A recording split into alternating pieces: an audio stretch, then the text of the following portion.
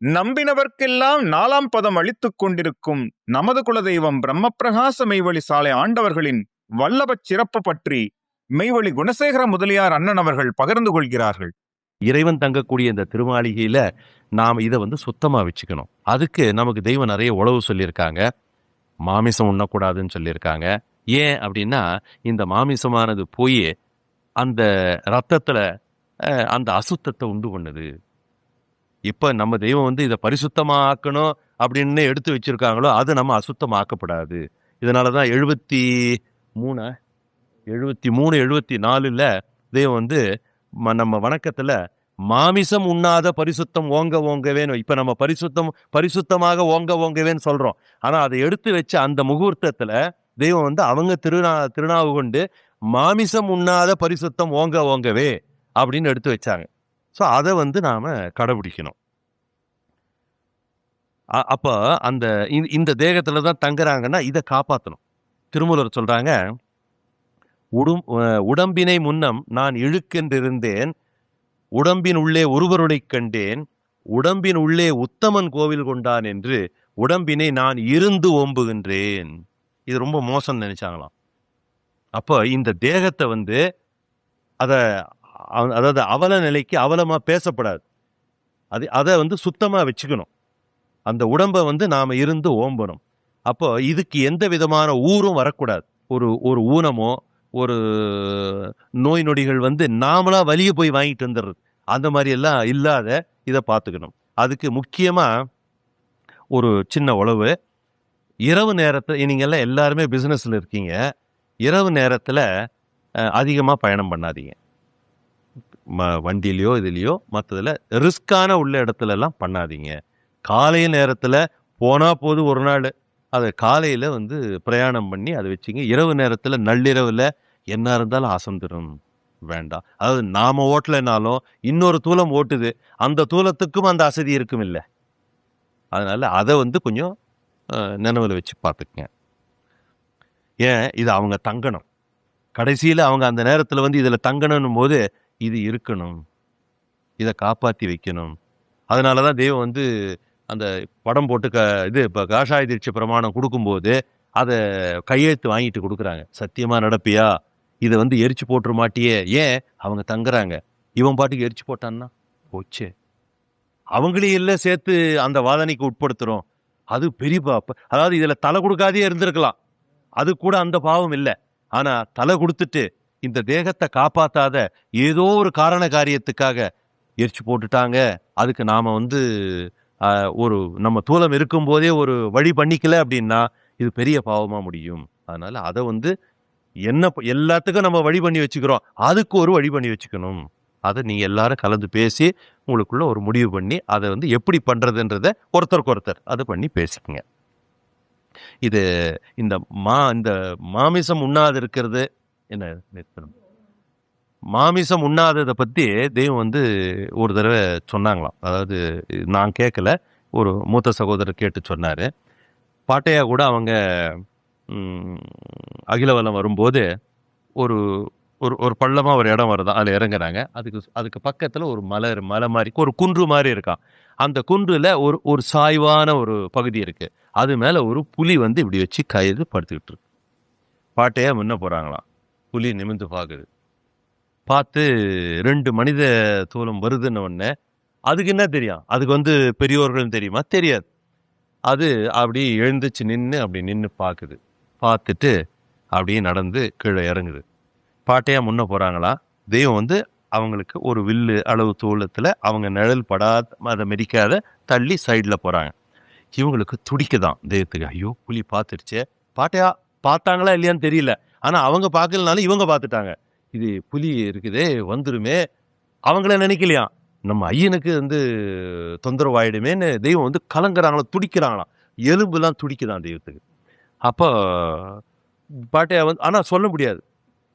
இப்ப நம்ம சொல்ற மாதிரி தெய்வமே எனக்கு அது வேணும் தெய்வமே, இது வேணும் தெய்வமே, நான் அப்படி பண்ண வேணும் தெய்வமே, இப்படி பண்ண வேணும் தெய்வமே, அதெல்லாம் அவங்க பேசுனது இல்லையா. நீ தாண்டா இப்படி இருக்க, நான் அப்படி கேட்டதே இல்லடா அப்படின்னு தெய்வம் உத்தரவு பண்றாங்க. அப்போ அது பார்த்து இறங்கி கொஞ்சம் வந்தவொடனே பாஞ்சு வருது. கொஞ்சம் ஸ்பீடு வருது. பாட்டையா இங்க இருக்காங்களா, அங்க வந்துடுச்சு. தெய்வத்துக்கு அதுக்கு மேலே தாங்க முடியல. இந்த சைடில் இப்படி போயிட்டு அவங்க திருத்தோளில் கை வைக்கிறாங்க. தட்டி விட்டான். தட்டி விட்டுட்டு திரும்பி கூட பார்க்கலையா, முன்ன போயிட்டே இருந்து. இவங்களுக்கு அப்படியே கலங்கி, அதாவது சப்த நாடையும் அடங்கி போன ஒரு நிலை வந்துருச்சு அந்த தெய்வத்துக்கு. அப்படி போன உடனே அது வருது, வந்துட்டு அவங்க காலை மோந்து பார்க்குதான். அப்படியே நிற்கிறாங்க, அவங்க காலை மோந்து பார்க்குதான். தெய்வத்துக்கும் அது வந்துடுச்சு, ஆனால் அவங்களுக்கு தெரியல. அவங்களுக்கு அந்த மாமிச வாடையானது போச்சுன்றது அவங்களுக்கு தெரியல. அந்த அளவுக்கு அவங்க கூட ஒன்றிட்டாங்க தெய்வம். அப்போ அது மோந்து பார்த்துட்டு கொஞ்ச நாள் எழுந்துட்டு அப்புறம் கூப்பிட்டு, மாமிச வாடைக்குத்தான் புலி வரும், புல் வாடைக்கு வராது, உன்னுடைய தேகம் மாற்றப்பட்டிருக்கு அப்படின்னு அன்னைக்கு உணர்த்தினாங்களாம். அது மாதிரி அந்த வேங்கையாகிய யமன் இந்த தேகத்தில் அந்த மாமிச வாடை இருந்ததுன்னா, மாமிச வாடையை தெய்வம் மாத்துறாங்க. இதை கொண்டு போய் நம்ம திருப்பி சேர்த்திக்கிட்டோம் அப்படின்னா அவன் தொடுவான். பரமபதம் பெற்றாலும் தொடவே பார்ப்பான். நாமெல்லாம் பரமபதம் பெற்றுட்டோம் தெய்வத்துக்கிட்ட, ஆனா தொடவே பார்ப்பான். அவன் தொடறதுக்குன்னா இங்க மாமிச வாடை இருந்துன்னா தொடுவான். அவன் கையை தட்டி விடுவாங்க தெய்வம். அது அவங்களுக்கு அடிஷ்னல் ஒர்க். அவங்களுக்கு நாம அதை அதிகமா அவங்க மேல லோட் பண்றோம். நாம தெய்வத்துக்கு எப்பவுமே பாரமா இருக்கப்படாது. அந்த புல்வாடையா இருந்ததுன்னா அவன் தொடமாட்டான், பார்ப்பான், சரி இது அவங்க பிள்ளையாக்கும் அப்படின்னு விட்டு போட்டோம். அதனால இந்த ஒரு சத்தியத்துல நாம இருக்கிறது முக்கியம். நம்பினோர்க்கெல்லாம் 4ஆம் பதம் கொடுனி அப்படின்னு பாட்டையா உத்தரவு பண்ணியிருக்காங்க. இதை வச்சுதான் தெய்வம் நமக்கு என்னை நம்பின பேருக்கெல்லாம் இருத்தினோம் மீட்பின் திட்டம் அப்படின்னு சொல்றாங்க. நம்பினோர் கெடுவதில்லை, இது 4 மறை தீர்ப்பு அப்படின்னு சொல்றாங்க. என்னத்தை கெடுறது இல்லை? நம்பினார் கெடுவதில்லை அப்படின்னா அது என்ன கெடுறது இல்லை அப்படின்னா அவர் கெட்டு போட நல்லவரா இருப்பாருங்க, அவர் ரொம்ப நல்லவரா இருப்பாருங்க. அதுவா? இல்லையே. மனுஷனா இருக்கிற வரைக்கும் நல்லவனா இருக்க முடியாது, இம்பாசிபிள். அதனால அந்த நம்பினார் கெடுவதில்லைன்றது என்னன்னாக்கா, அப்பர் பெருமான் சொல்றாங்க. அப்பர் பெருமான் சைவத்துல மூத்தவங்க. அவங்க சொல்றாங்க, அவங்க போன பாதையை சொல்றாங்க. கூலம் கொடுத்து கோள் நீக்க வல்லான் தன்னை, குலம் கொடுத்து கோள் நீக்க வல்லான் தன்னை, குலவரையின் இடப்பாவை மடப்பாலானை, மலம் கெடுத்து மாதீர்த்தமாட்டி கொண்ட. அந்த மும்மலத்தை குலம் கொடுத்துட்டாங்க. இவன் குலம்னாக்கா உயிர். இன்னும் ஒரு இடத்துல தெய்வம் சொல்றாங்க, குலம் முழுதும் குடி முழுதும் தழைக்க வேண்டும். அது என்ன குலம் குடி? குலம்னா உயிர். குலம் கொடுத்துட்டாங்க, ஜீவன் முக்தி கொடுத்துட்டாங்க. குடி அதுவும் தழைக்கணுமா? தேக முக்தி. குடின்னா உடல். ஸோ குலமும் குடியும் தழைக்கணும். இது வரைக்கும் வந்த பெரியோர்கள்லாம் குலம் தழைக்கிறதே பிரயர்த்தனம், பிரம்ம பிரயர்த்தனம். தெய்வம் அப்படி இல்லையா, அவங்க ஆசை என்னன்னா குலம் முழுதும் குடி முழுதும் தழைக்க வேண்டும் அப்படிங்கிறாங்க. அப்ப குலம் கொடுத்தாச்சு, கோள் நீக்கியாச்சு, அவங்க பெரியவங்க அப்படின்னு நினைச்சாங்களாம். யாரு? அப்பர் பெருமான். மலம் கெடுத்து மாதீர்த்த மாட்டி கொண்ட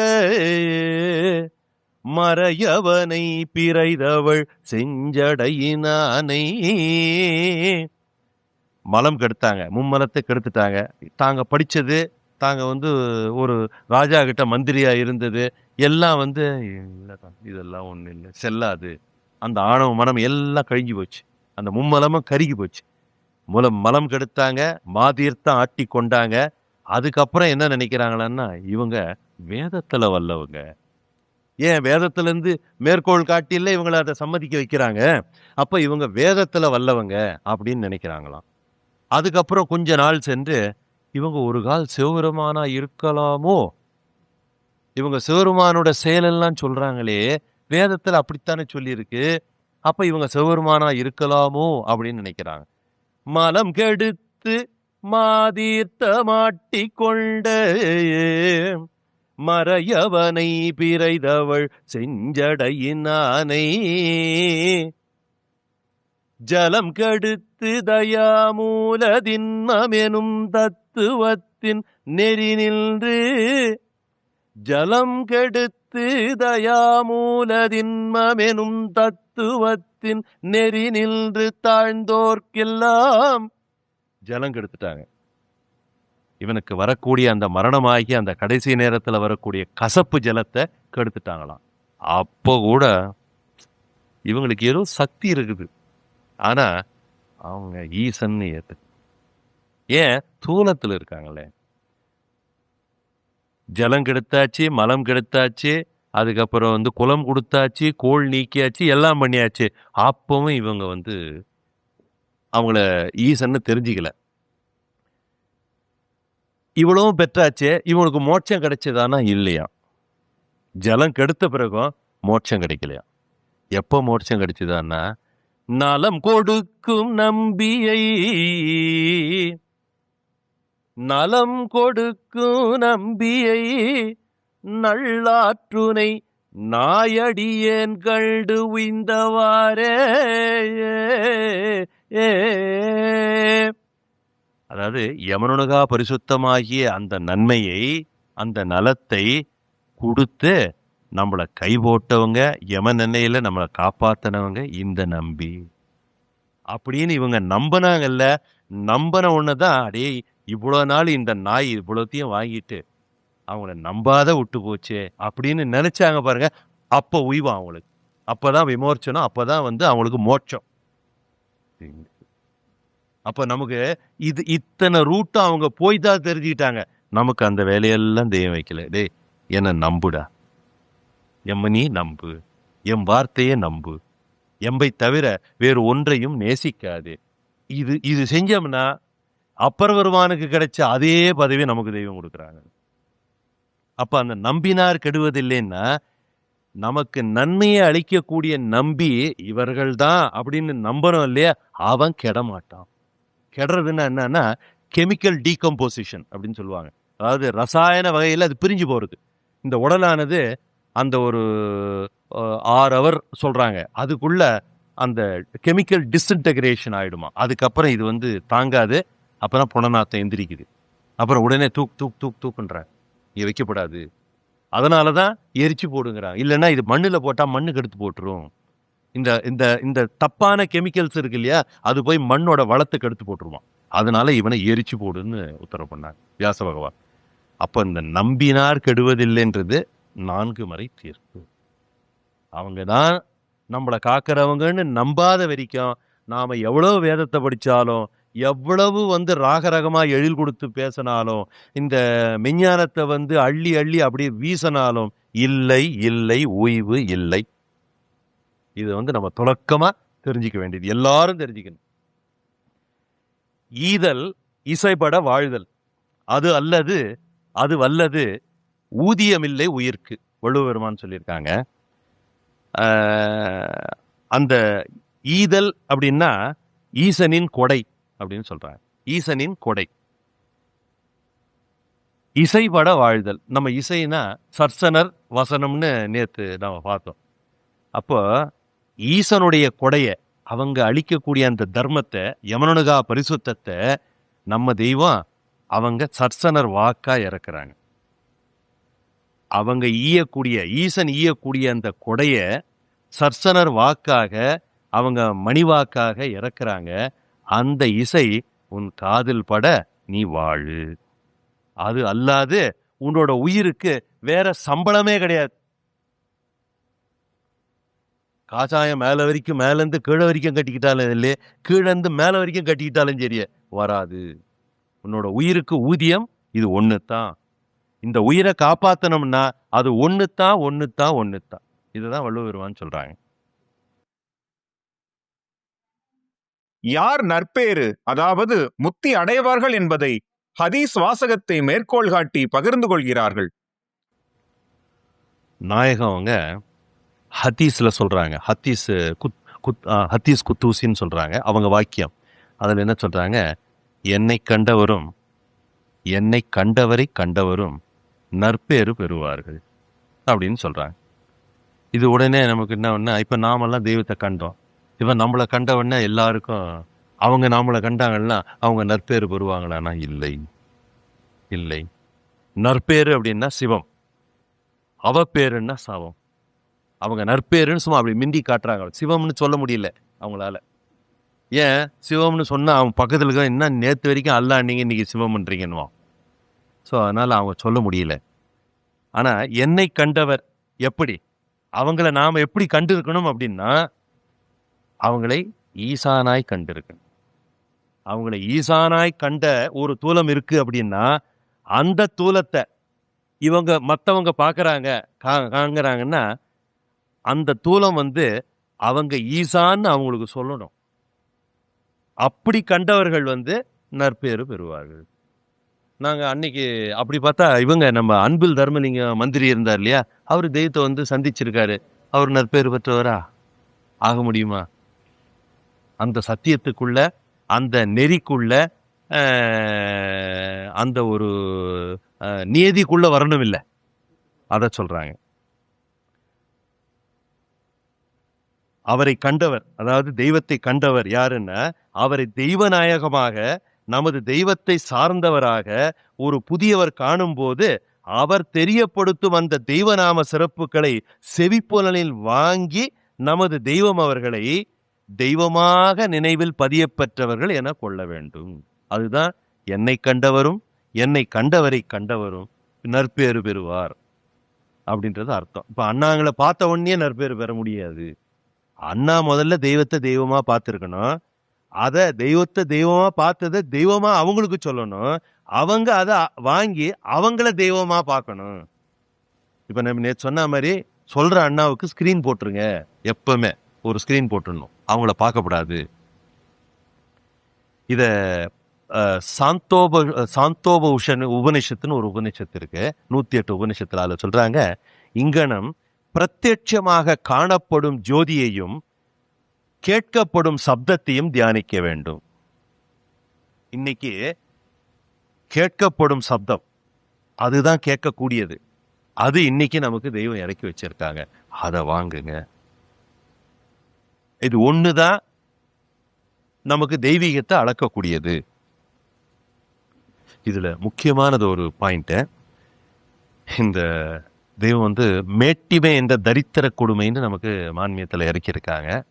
சர்வேஸ்வரன் தான், கூடஸ்த பிரம்ம குபேரர் தான், தெய்வநாயகன் தான், சர்வ சன்னதாலங்கிருத பூஷிதர், யோக்கிய பூரணர், இன்னும் எத்தனையோ திருநாமத்தை அவங்களை சொல்லலாம்.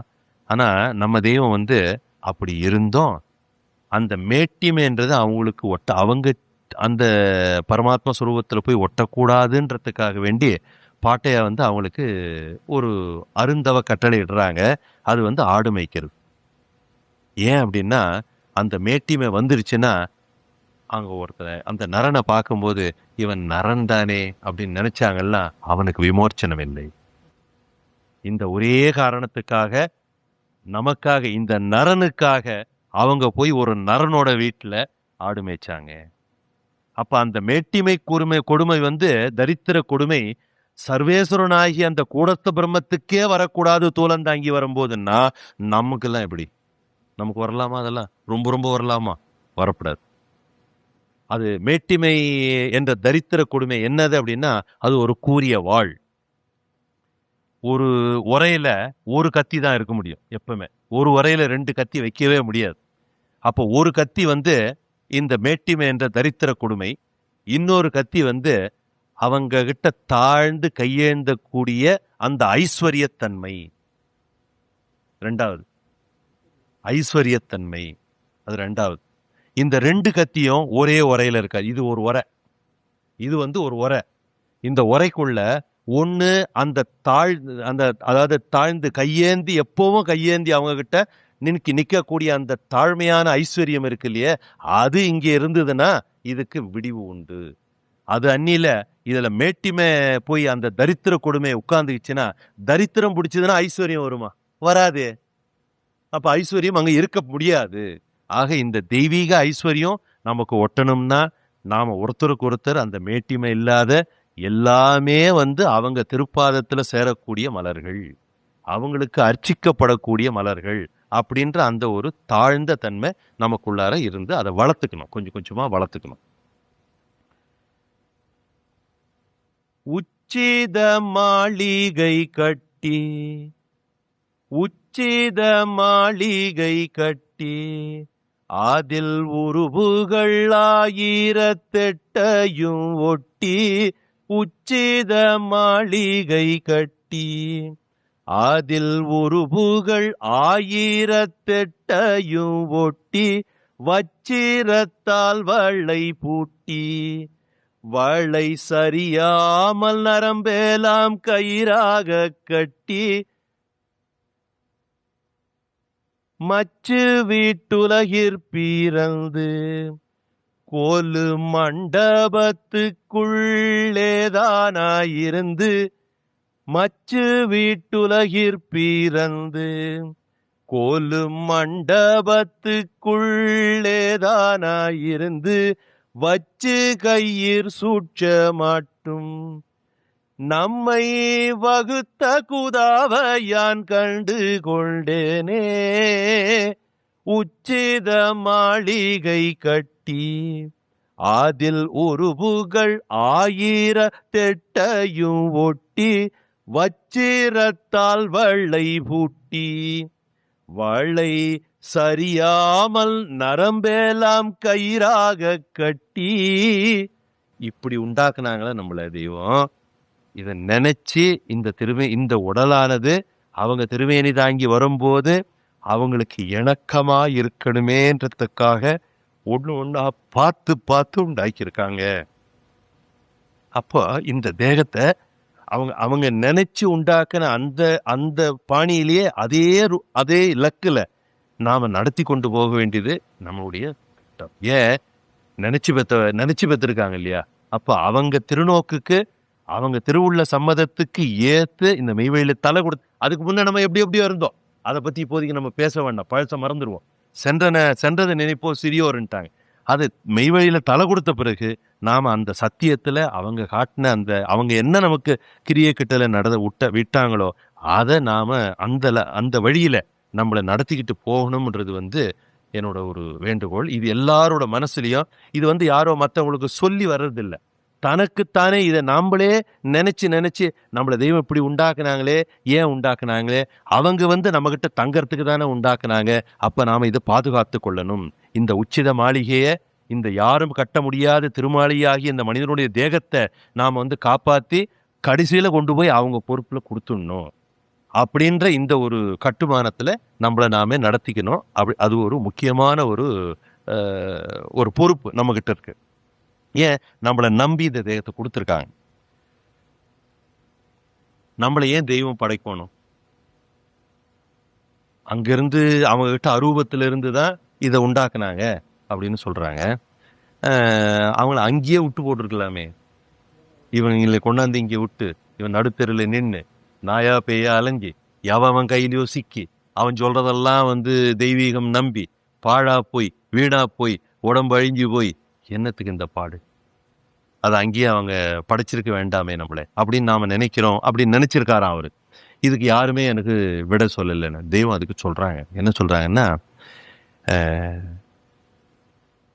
இறைவன்கிட்ட அந்த அரூபத்துல நாம இருக்கும்போது அந்த இறை இன்பத்தை உணர முடியாது. நாக்கில் உங்களுக்கு அறுசுவை இருக்கு, அறுசுவையும் நாக்கில் வச்சு படைச்சிருக்காங்க. இந்த சுவையை உணருங்க. சர்க்கரை வச்சாதான் அதை உணர முடியும், காரத்தை வச்சாதான் உணர முடியும், புளியை வச்சாதான் உணர முடியும். அப்ப அந்த சுவை மட்டும் போதாது, அந்த சுவையை உணரக்கூடிய ஒரு வஸ்தும் வேணும். இது ரெண்டும் இருந்தாதான் அது லபிக்கும். அதுபோல ஒரு ஆண்கிட்ட ஒரு வம்சத்தை உண்டு பண்ணக்கூடிய, ஒரு குழந்தையை உண்டு பண்ணக்கூடிய ஒரு தன்மை இருந்தாலும் அந்த ஆணுக்கு ஒரு பெண் தேவையே. அதனால தானே இறைவன் ஆணுக்கு பெண்ணை படைச்சிருக்காங்க. இவன் என்ன சொல்றான்னாக்கா, நீ எல்லாத்தையும் விட்டு போட்டுட்டு நீ சாமியாரா போயிடு, பிரம்மச்சாரியா போயிடு. அப்ப இறைவனுக்கு நீ புத்தி சொல்றியா? நீ இறைவனுக்கு புத்தி சொல்றியா? அப்ப அது பாவம் அப்படின்னா, பெண்ணை படைச்சது பாவம்னா தெய்வம் ஏன் பெண்ணை உண்டாக்குனாங்க? அது பாவமா? இல்லையே. அவங்களே தாயா இருக்காங்களே. அப்புறம் அப்போ ஏன் நம்மளை படைச்சாங்கன்றதுக்கு இந்த தூலந்தாங்கி வந்தாதான் அவங்களும் தூலந்தாங்கி வராங்க. அப்ப அந்த தூலந்தாங்கி வரும்போது தான் இதை இறக்க முடியும். இதை இறக்குனாதான் அந்த இறை இன்பத்தை உணர முடியும். அவங்க திருமேனி தாங்கி இருக்கும்போது அந்த இன்பத்தை நுகர்றது, அந்த திருமேனிய அதை புழங்கி நாம அந்த இன்பத்தை காண்றது, அது ஒரு இன்பம். அந்த திருவார்த்தையை கேட்டு அதை இன்பத்தை நுகர்றது, அது ஒரு இன்பம். தெளிவு குருவின் திருமேனி காண்டல், தெளிவு குருவின் திருவார்த்தை கேட்டல், தெளிவு குருவின் திருநாமம் செப்பல், தெளிவு குரு உரு சிந்தித்தல் தானே. இதான் ஞானமா திருமலர் சொல்றாங்க. அவங்க திருமேனி இருக்கும்போது அந்த திருமேனியின் மங்கள அந்த எழிலே அந்த மங்கள திருக்கோலத்தை கண்குளிர உளங்குளிர கண்டு கழிக்கிறது, அது ஒரு மகிழ்ச்சி. அந்த திருவார்த்தையை கேட்டு அதை அப்படியே அந்த இன்பத்தை நுகர்றது, அது ஒரு மகிழ்ச்சி. அதுக்கப்புறம் அவங்க வேதத்தை இறக்கி வச்சிருக்காங்கல்ல, அதை திருப்பி ஓதி அந்த மகிழ்ச்சி, அது தனி. அப்புறம் அந்த திருவுருவ நம்ம நினைவுல இருக்குமே, நம்ம பார்த்த கண்களுடையவங்க இல்லையா, அந்த நினைவுல இருக்கும் இல்லை, அந்த திருவுருவ நினைவுல கொண்டு வந்து அது ஒரு மகிழ்ச்சி. இதுதான் ஞானம். நீங்க போயிட்டு வேற பாஷ்யம் படிக்க வேண்டாம், எதுவுமே பண்ண வேண்டாம். இது அவங்க வந்தாங்க, அவங்க தான் தெய்வம்னா இந்த 4 வேலையை செஞ்சா போதும். 4 வேலையை எல்லாராலையும் செய்ய முடியாது, எதுனா ஒரு வேலை செஞ்சா கூட போதும். எப்படி படித்து ஓதியும் கேட்டும் வருபவருக்குன்னு சொல்றாங்கல்ல, அது மாதிரி. திருமேனி தாங்கி வரும் ஈசனின் வல்லபம் பற்றி நாரத மகாமுனிவர் நிகழ்வை உதாரணம் காட்டி பகிர்ந்து கொள்கிறார்கள். புராணத்துல ஒரு கதை சொல்றாங்க. அது எப்படி அப்படின்னா, நாரதர் 3 உலகங்களுக்கும் சென்று வரவங்க. பூலோகம், அப்புறம் பாதாள லோகம், வானலோகம். அவங்க சர்வசாதாரணமாக அவங்களுக்கு எப்பவுமே விசா இருக்குமா, போயிட்டு வந்துடுவாங்களாம் அப்படின்னு நம்ம புராணத்துலலாம் சொல்கிறாங்க. அப்போ கைலாசத்துக்கு போகிறாங்க. நாரதர் போயிட்டு நந்தி தேவர்கிட்ட சொல்கிறாங்க, நந்தியே நான் இந்த மாதிரி எங்கே நாரதரே எங்கே வந்தீங்க அப்படின்னு. நந்தி தேவரே நான் இந்த மாதிரி ஈஸ்வரனை தரிசனம் பண்ணிட்டு போக வந்தேன். சரி, அப்போ ஏதோ வேற ஒரு வேலையாக கூட வந்திருக்கீங்க போல தெரியுது, என்ன இல்லை அதை நான் ஈசன்கிட்ட சொல்லிக்கிறேன் அப்படிங்க. சரின்னு அவங்கள போய் நந்தி தேவர் சொல்கிறார், இந்த மாதிரி நாரதர் வந்திருக்காரு தரிசனம் பண்ணுறது. சரி வா. வந்த உடனே நமஸ்காரம் பண்ணிவிட்டு தோத்திரம் பாடிட்டு, என்ன நாரதா என்ன வேணும்னு. நான் உங்களை தரிசிக்கணும்.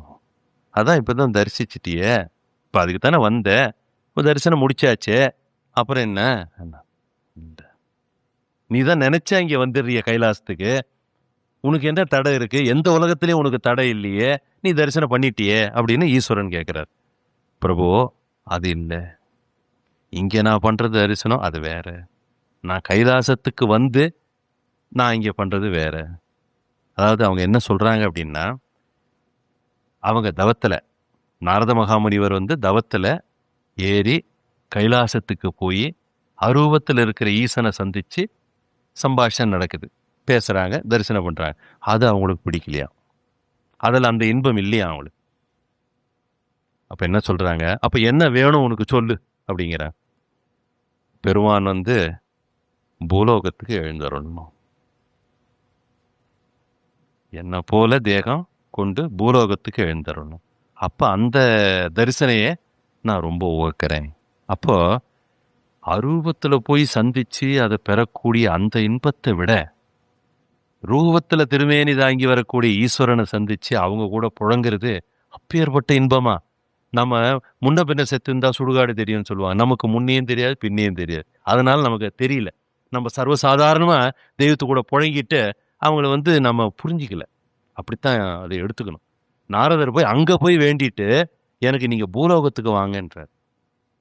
அப்ப திருமேனி தாங்கி வரக்கூடிய ஈசனுடைய வல்லபம் என்னங்கிறது நம்மளோட அறிவு கொண்டு சிந்திக்க முடியாது.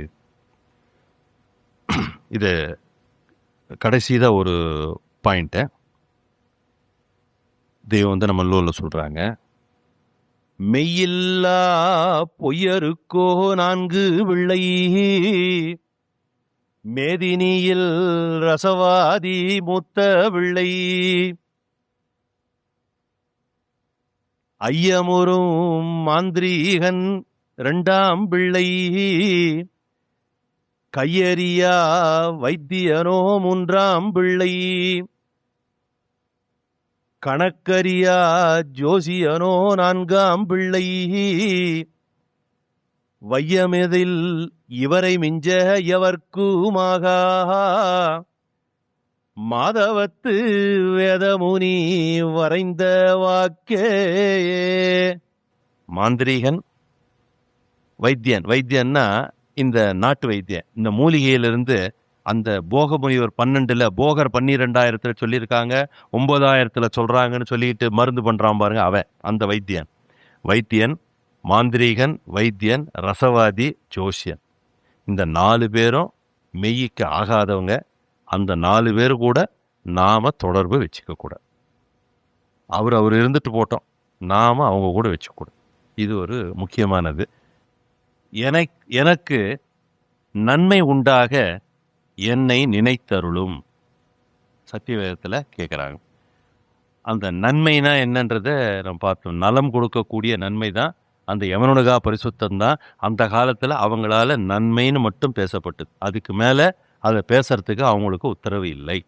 ஆனால் நம்ம தெய்வம் சங்கமாக அது நன்மைனா என்ன, யமனுலகா பரிசுத்தம்னா என்ன, ஜீவ பிரயாணம்னா என்ன, முக்தினா என்ன, அப்புறம்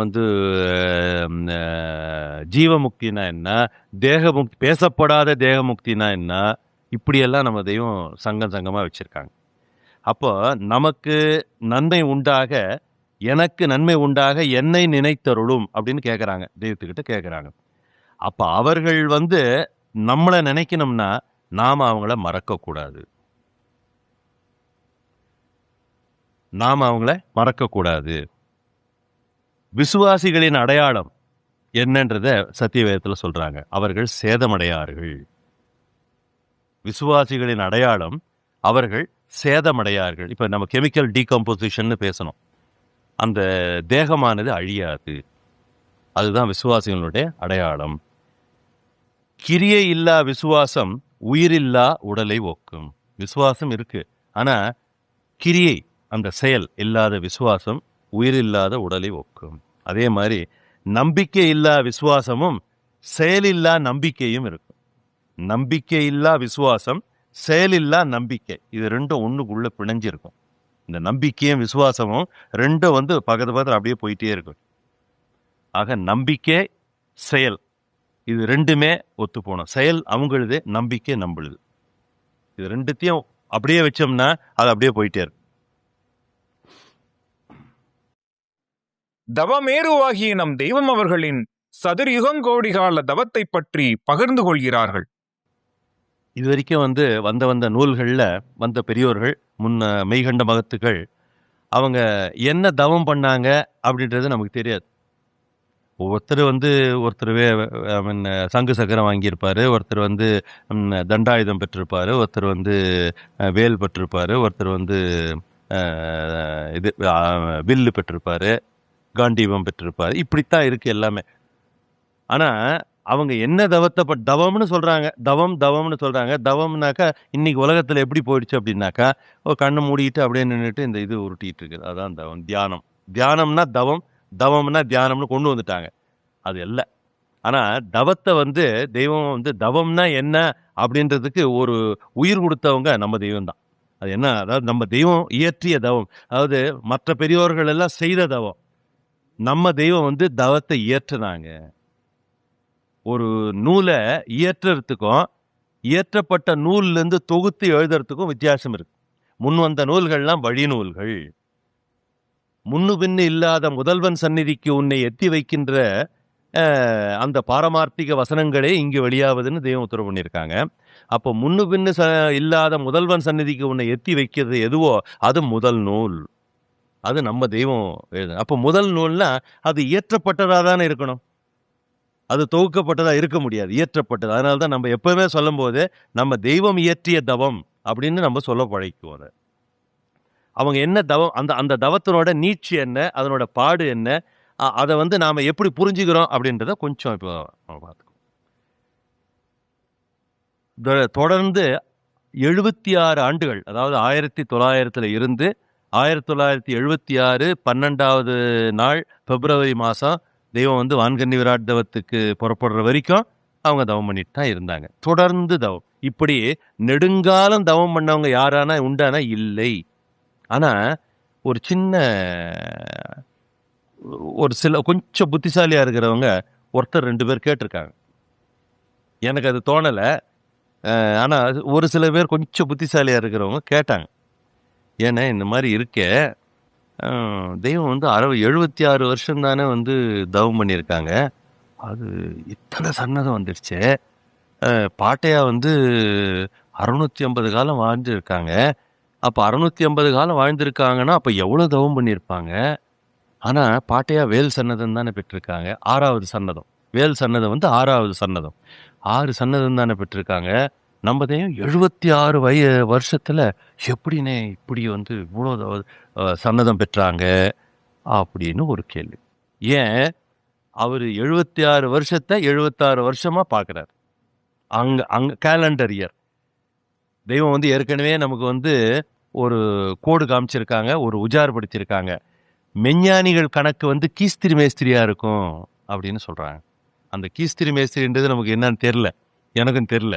ஆனா மெஞ்ஞானிகள், அதாவது பொதுவா நம்ம புரிஞ்சு, நமக்கு புரியாதது நம்ம கணக்கு உலகத்துல, நம்ம படிப்பு உலகத்துல அந்த கணக்கு இல்லை, அது மெஞ்ஞானிகள் கணக்கு. அப்படி சொன்னா படாதுன்னு சொல்லி போட்டுதான் இது வந்து இந்த ராஜாங்க கணக்கை சொல்றாங்கன்னு தெய்வம் வந்து உத்தரவு பண்றாங்க. அப்போ அந்த 76 வருஷன்றது 76 வருஷமா நாம பார்க்கப்படாது. இன்னொரு இடத்துல பார்த்தீங்கன்னா 1971 வருடங்களாக ஒலிவாமலை வைவசிய தவப்பாடுற்று பெற்ற நெடுங்கால தெய்வ முதல் என்று கட்டாயமாக நினை. அப்ப இது 71ல வெளியாக்குறாங்க தெய்வம் இந்த வாக்கியத்தை. எல்லாரும் என்ன நினைச்சுக்கிட்டாங்கன்னா 1971னாக்கா இது 1900 தெய்வம் இது பண்ணாங்க, 71 வருஷம் தவம் பண்ணிட்டாங்க. அவங்க நேரா சொன்னது 1971 வருடங்களாக. நேரா தானே சொல்லியிருக்காங்க, நாம குயுக்தியா அர்த்தம் பண்ணிக்கிட்டோம். அப்ப இயேசுபிரான் காலத்திலிருந்து சொல்றாங்க அவங்க. ஏன் ஈசா என்னும் தேவகோமான் அவர்களே, கன்னிமயம் மரியம் அவர்களின் குமாரராகிய ஈசா என்னும் தேவகோமான், ஈசா அலைக்கிஸ்லாம் என்னும் தேவகோமான் அவர்களே என்னுடைய குலத்திலேயே சோங்கோங்கும் மகதி அலைக்கிஸ்லாமாக வெளியாகுவார்கள் அப்படின்னா, அன்னைக்கு போயிட்டு ஒரு இடத்துல அவங்க அடங்கிட்டாங்கல்ல, அதுக்கப்புறம் சும்மா வந்திருப்பாங்க? இன்னைக்கு பண்ற தெய்வம் அந்த விராட்கன்னி தவம் அன்னைக்கு பண்ணியிருப்பாங்கல்ல. அப்ப 1971 வருடங்களாக அந்த தவம் நடந்துகிட்டு இருக்கு. நமக்கு தெரியல. நம்ம கண்ணு பார்க்க வந்தது, நம்ம என்ன ஒரு 65ல சேர்ந்திருப்போம், 70ல சேர்ந்திருப்போம், 72ல சேர்ந்திருப்போம். அதுக்குள்ள 4 வருஷம் தான் நம்ம கண்ணுக்கு தெரியும், 5 வருஷம் தான் நம்ம கண்ணுக்கு தெரியும். ஆனா அது இல்லை. அந்த தவப்பாடு அந்த நீட்சிக்குள்ள வராது. ஊன்றி நின்றவர காலம், ஊன்றி நின்றவர காலம், உருமழை பனிவை தோன்றா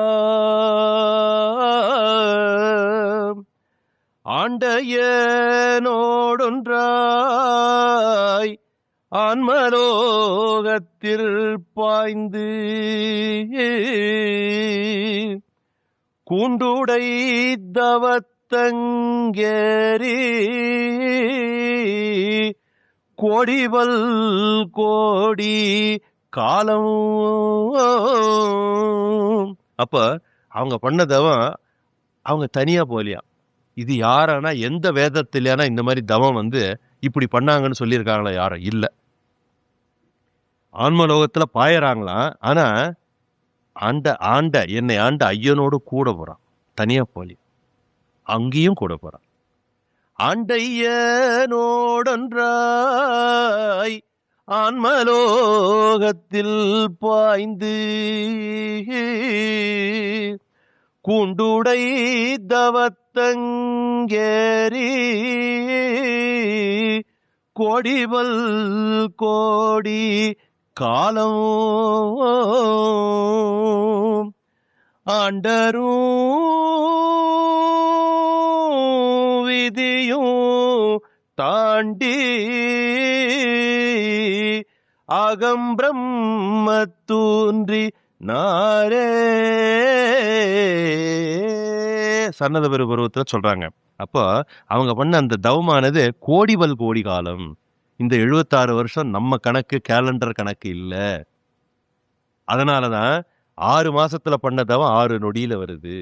இது வரைக்கும் சர்வ மூலமந்திர நிரூபிக மகான்மியர் வரல. ஒரு மூலமந்திரத்தை உண்டு பண்ண மகான்கள் வந்தாங்க, மெய்கண்ட மகத்துக்கள் வந்தாங்க. அவங்க வந்த காலத்துல அவங்க பாடுபட்டு சம்பாதிச்ச அந்த தவ பலனானது இருக்கு இல்லையா, அது அத்தனையும் வாரி சுருட்டி அதை அப்படியே திரட்டி கொண்டு வராங்க தெய்வம். அந்த தூரத்துல நின்று அவங்களுக்கு ரட்சிப்பு கொடுத்தது எது? இவங்க தானே, வேற யாரு இருக்க முடியும்? இதனாலதான் 6 மாசம் செஞ்சதவன் இப்போ 6 நொடியில வருதுன்றாங்க. அத இன்னொரு இடத்துல சொல்றாங்க. இந்த கோடி அதாவது தவம் எவ்வளவு காலம் செஞ்சாங்கன்றத. ஆமன் வித்தாதி யோதய இங்குலாவது காந்த ஜகாதியல் தங்களும் விளங்கும் யுகங்களில் அடிக்கோடி கோடியும் யுகாந்த முடிகோடி கோடிகளும் கடந்து நின்றவர்பே நீதி வழிபற்றி தாவித் தொடர்ந்து வெளியாவதற்கென நிற்கும் என்றும் குன்றாத அன்றாதி மருமகள் வான்முகடோடிய மெய் நெடுமுடி மைமை குணக்குண்டனும் குன்றேறி நின்று கூவிக்கொண்டிருந்ததலையாளிலங்கே அருகில் வேதகளை பழகிய ஆதீனச் சென்னரிச்சீர் உழவுகோல் கைவரவடைந்த பெருங்குடி பிறப்பு பெரியதர சமுசாரியர்களாகிய நலவிளைவு பொன்னில வளத்து மானா கண்ணாளர் என்னும் குழாங்கள் சூழ்ந்து விரிந்து முன்னு பின்னு காலங்களை எக்கி எட்டித் தடாவி தங்களின் இரக்கம் அடைபடுத்து கிடக்கும் செவ்வரி படந்த கண்களை அகட்டி கூர்த்து மகா அதிசயத்துடனே அங்கனம் எதிர்பார்த்து கொண்டிருந்த சம்பவ அதிதீர்க்க தரிசனையாவது யுகாந்த முடிகோடி கோடிகளும் யுகங்களின் அடிக்கோடி கோடிகளும் யுகாந்த முடிகோடி கோடிகளும் அந்த காலம் தவம் பண்ணியிருக்காங்க. இது நமக்கு தெரியுதான்னா இல்லை, தெரியல. நமக்கு அந்த 76 வருஷம் தான் தெரியுது. அதே மாதிரி சதுர்யுகம் கோடிகால மக்களிடத்திலும் உள்ள, அப்போ சதுர்யுகம் கோடிகால மக்களிடத்திலும் உள்ள சர்வ மூல மந்திரத்தை கை போடணும்னா அந்த சதுர்யுகத்துல உண்டான தவத்தை கை போட்டிருக்கணும் இல்லை? அப்ப அது உண்டு.